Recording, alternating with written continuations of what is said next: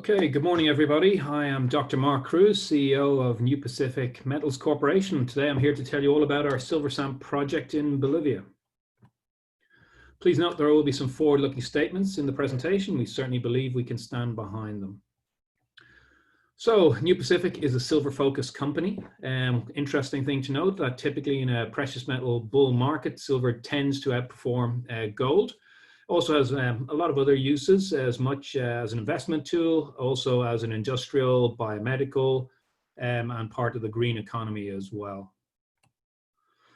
So why New Pacific? What sets us apart? We've got a little bit of an overview of the presentation here. Certainly a very experienced board and management. We've been fortunate enough in our careers to find, discover new deposits, take them right the way through from discovery, through development, permitting, into construction.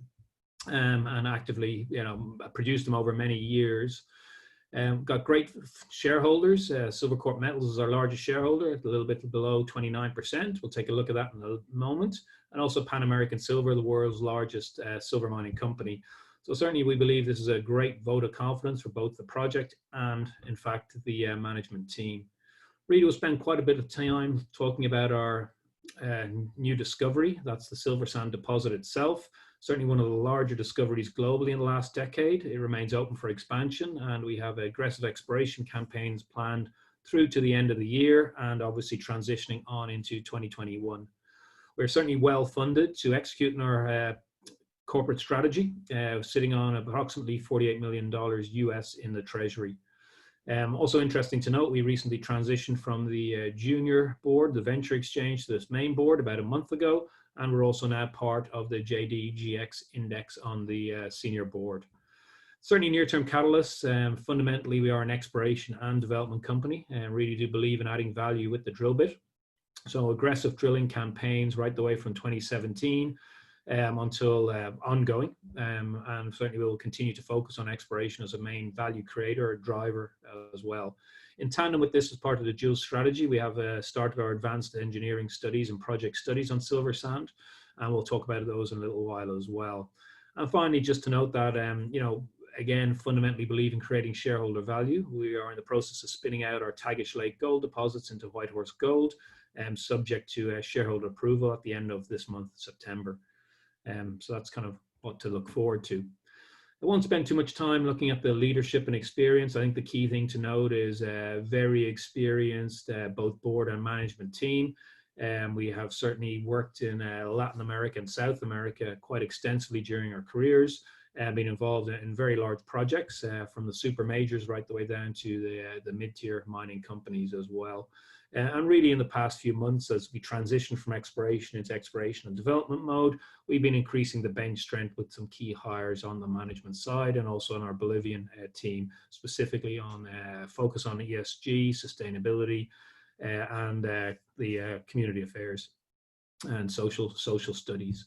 Looking at the board of directors, certainly the company's founder and really is Dr. Yi Feng. He is also chairman and CEO of Silvercorp, our largest shareholder, massive supporter of both the Silversand project and New Pacific Metals. So it's great to have his input at the board level. Also worth noting that Martin Waforn, Senior VP Technical Services of Pan American, also sits on the board as well, again representing our second largest shareholder. And finally, Dr. Peter McGaugh, a pretty famous geologist for silver exploration in Latin America and South America, and provides advisory services for the exploration group as well. So taking a look at the share structure, you can see it here. Silvercorp Metals a little bit sub 29%, Pan American Silver approximately 10%, management about 7%, and then a float about 55%. Research coverage, some of the very large Canadian banks. We've got BMO, more boutique firms, PI Financial, and some US coverage as well. Forward-looking statement here, but given the size of the project, I think we would anticipate additional coverage moving forward. Clearly, that will have to wait until international travel starts up again, and hoping to get some new analysts, new eyes on the property early next year. You can take a look on the share graph there. Obviously, it does vary, but 158 million shares out, fully diluted, giving us a market cap anywhere between, call it 720, 780 million US, or a little bit sub $1 billion Canadian. and we discussed the cash position already. Let's delve down and take a look at the property itself. So we're in South America, we're in Bolivia. We're in the southern part of Bolivia, in northern Potosí Department, the home of Bolivian silver mining. So we'll spend most of our time looking at Silversand, and then we'll look at what we believe could be a next or up and coming Silversand project, our Silverstrike property, which we acquired in late last year and shares many similarities to the Silversand deposit pre-discovery drilling. So we've zoomed in now, you can see on the inset there. So we're looking at Potosí City, the departmental capital, population about 150,000 people, regional airport. It's got a paved highway in yellow there that runs east-west. And we access the property from the community of Don Diego on a graded municipal road. There's power on site, there is a cell tower on site, and there are water sources. So given that we are in the Andes, it is actually very well served from an infrastructural basis. Bit of the project overview, very much one of a rapid discovery and successful discovery. The project was only acquired by New Pacific in mid-2017. Discovery was in the end of that year with what I would classify at this point as a typical Silversand intercept. Big, broad, almost several hundred meters of 100 gram silver, within which higher grade intervals occur. Really during 2018 and into certainly the first half of 2019 was ongoing resource expansion drilling, and then flipping into more definition drilling or infill drilling in the latter half of 2019.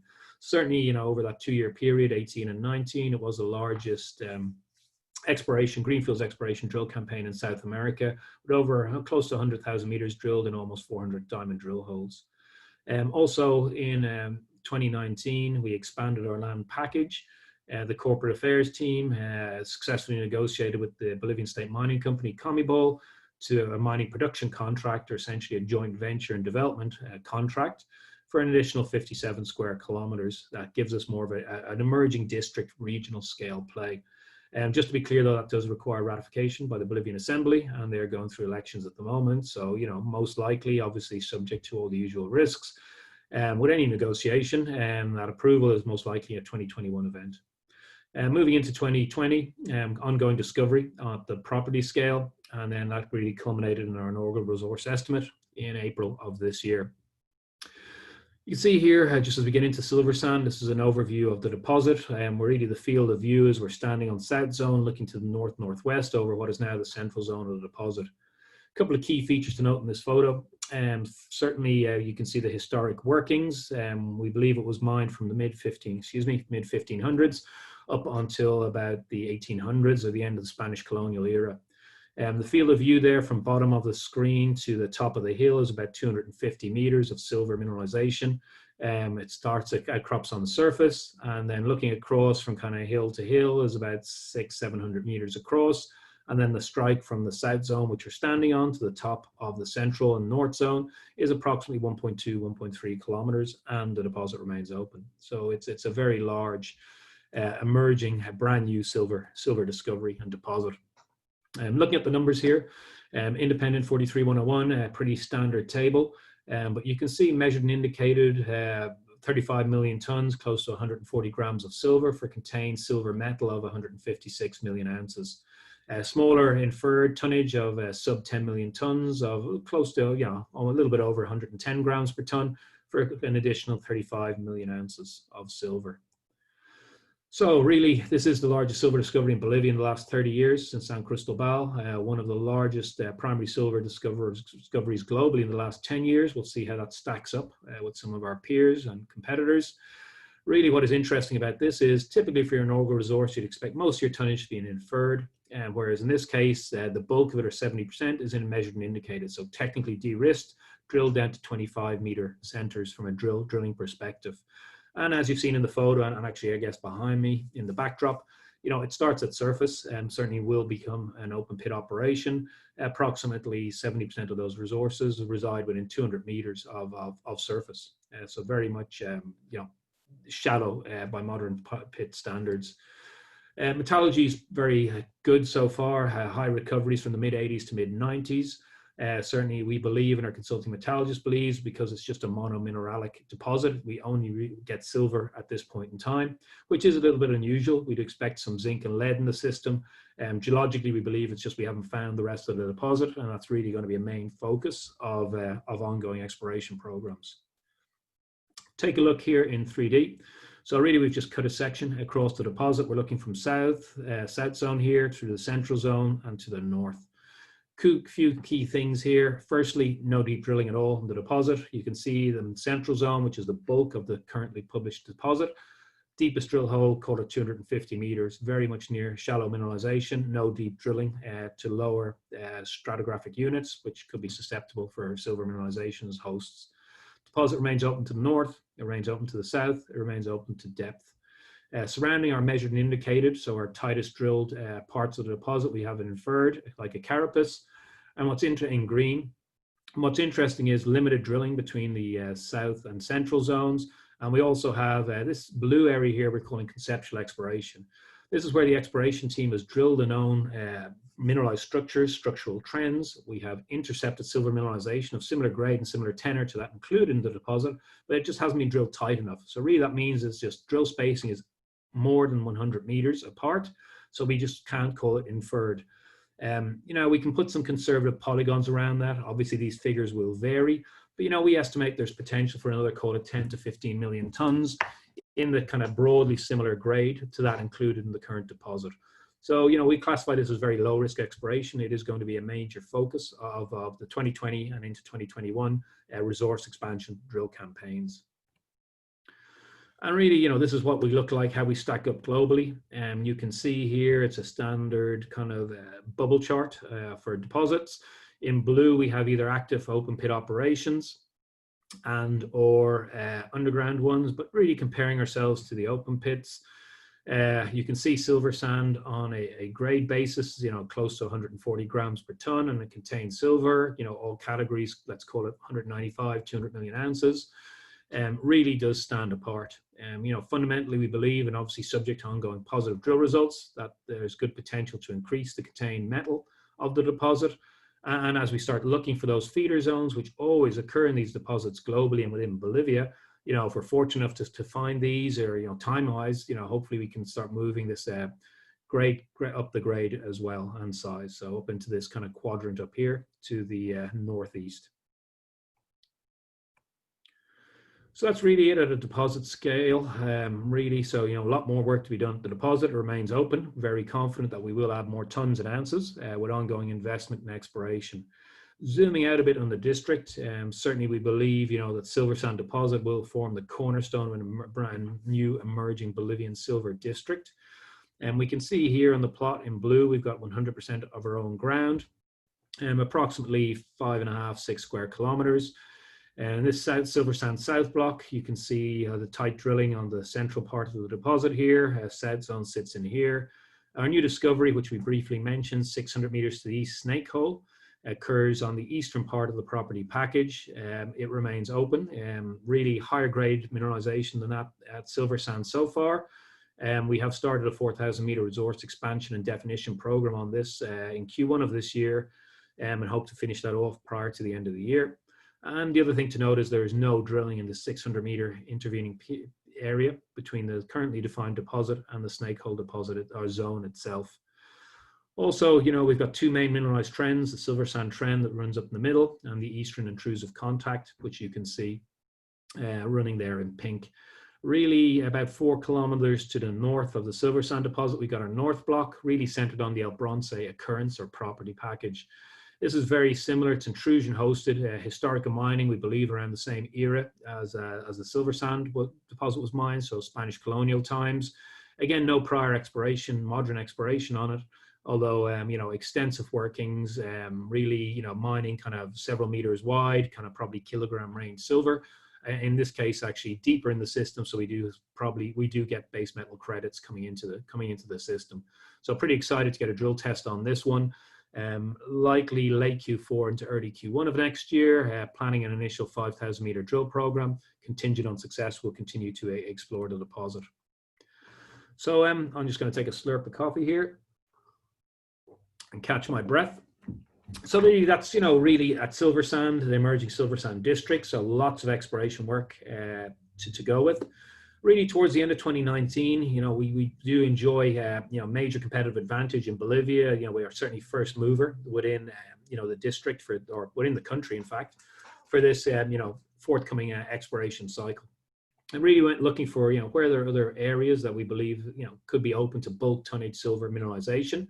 And really what we mean by that is where there's historic workings where they would have mined those kind of, sub-meter to several meter wide, rather, vein systems during colonial periods, but obviously the intervening areas between them where you've got smaller veining just weren't economic at that time.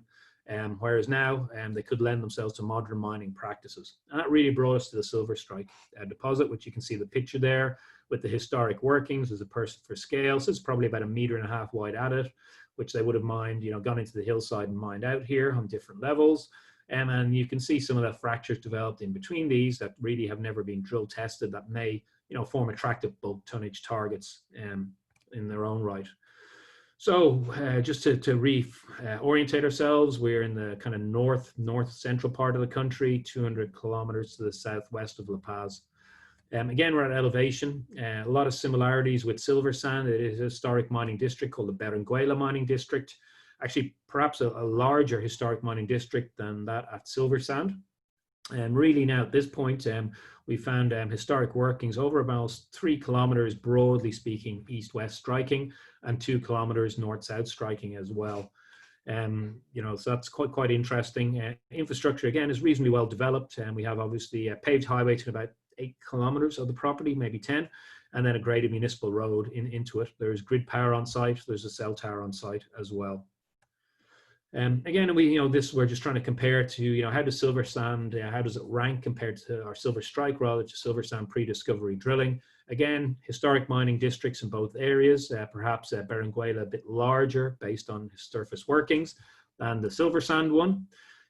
Has been a bit more modern exploration at Silverstrike.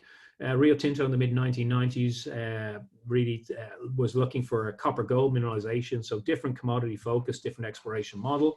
Nonetheless, they completed about 4,500 meters of drilling in about 10, 12 holes and got some very interesting intercepts. You can see here they got narrow, very high-grade silver mineralization, very interesting copper, potential byproduct coming into the system of 0.5%, broadly speaking, and also gold as well. And that was really drilled in the south central part. So we certainly know between the historic mining, between the more recent exploration, it certainly clearly is a mineralized system. The geological setting is probably a bit more of a traditional Bolivian system, a bit more like a Cerro Rico. One of the world's largest silver mines, been mined for 500 years. So we do have an intrusive, probably the heat source right smack in the central part of the property as well. Obviously, mineralization starts at surface. So, if we're successful at exploration, it should lend itself to what is typically a safer and lower cost extraction open pit mining method. So lots of catalysts to look forward to going forward. Really, we looked at this, the Silversand deposit itself remains open for expansion. And really then, obviously taking the lessons learned, getting out into the district and continuing to explore the emerging snake hole zone and our initial drill tests on our Silversand North block at El Bronce. And then, at a country scale, pushing hard to get drill permits in for the Silverstrike project, and would like to get rigs turning again by the end of the year, subject to approvals, but certainly at least a minimum 5,000 meter drill campaign on the Silverstrike project. Again, contingent on success, we'll keep those rigs turning as well. Also in the background, like I said, we do enjoy a major competitive advantage or exploration edge at this point in time, continued ongoing project generation within Bolivia and cementing our status as first mover. We have kicked off our advanced engineering studies on the Silversand project, so really a dual strategy. Our prelim economic assessment started in June of this year. In tandem with that, we also started our environmental and social studies as well, and certainly ramping up on the environmental and social side as the project advances through. At this point in time, we're anticipating, initial those results to be complete in the first half of next year. And obviously we'll keep everyone appraised and abreast of how progress is going. So that's really it. That's pretty much you've been listening to me for a few minutes. I'm Dr. Mark Cruz, CEO of NUPMF Metals Corp. Certainly any questions or comments, I would encourage you to go to the website or certainly reach out directly to us, and some of our corporate comms team will be quite happy to answer your questions. Thank you very much.